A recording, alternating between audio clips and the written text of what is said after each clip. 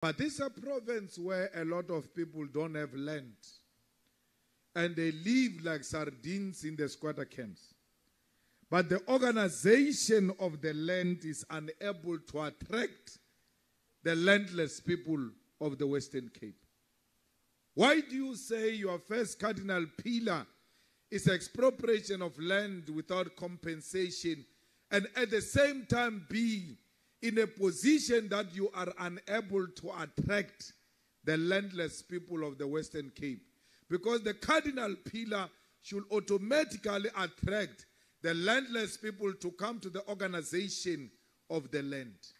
Are you just talking about the expropriation of land without compensation from a theoretical point of view without putting that into practice? Or is the leadership of the EFF in the Western Cape constituted by laziness that is unable to attract the people to come to the organization of the land? Because the landless people, in their majority, they are found here in the Western Cape. They are being pushed away from the mountains. They are being pushed away from the sea. They too want to stay next to the beach. They too want to stay next to the mountain. But you are following in the land occupation program the special planning of the apartheid and colonialist state that said black people must stay away from the cities and towns. That's where white people stay. Let's take, for example, an occupation of land in the Cape Metro that took place or in Stellenbosch. None of those occupations take people closer to Stellenbosch.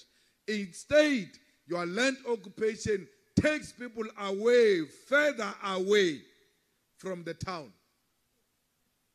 Yet you say you are the organization of the land. The land means that we must go to a prime land, not to a rotten land, not to a land where people are not staying because you are risking the lives of our people. Has there ever been identification of land in Camps Bay? Have we ever attempted to occupy land in Camps Bay and settle our people in a beautiful prime land of the Western Cape? Or we are taking our people into risky, rotten lands. And when it rains, our people get washed away by the rain because unconsciously, without declaration, you are following what apartheid said we must do. Stay away and further away from town. Because the town belongs to white people. The organization of the land must make sure that our people go closer to the clinics. Why do you go where there is no clinic? So that when they shoot, you must tell them, we are not looking for the land. We are looking for this clinic. We want to reside next to where there is a clinic. Why are you taking our people to where there are no schools? Because we have to go where there are schools. We have to go where there are hospitals. We have to go where there is water. We have to go where there is proper roads. We have to go where there is reliable electricity. No. What do? You take them further away. And even when they settle there, the white minority is not bothered by that because they do not disturb them. But if we settle next to the suburb, I can guarantee you will get services tomorrow. We will be formalized tomorrow.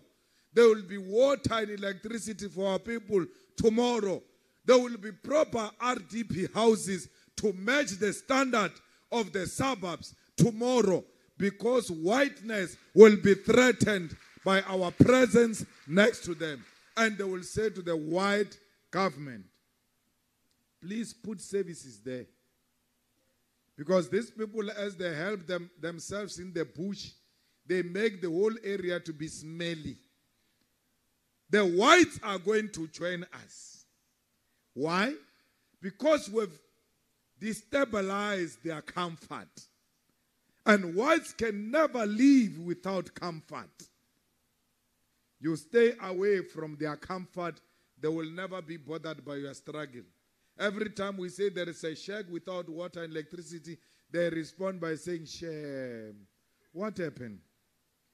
Because it doesn't affect their comfort. You ought to make the comfortable uncomfortable and the uncomfortable comfortable. That's how you know the revolution is taking place.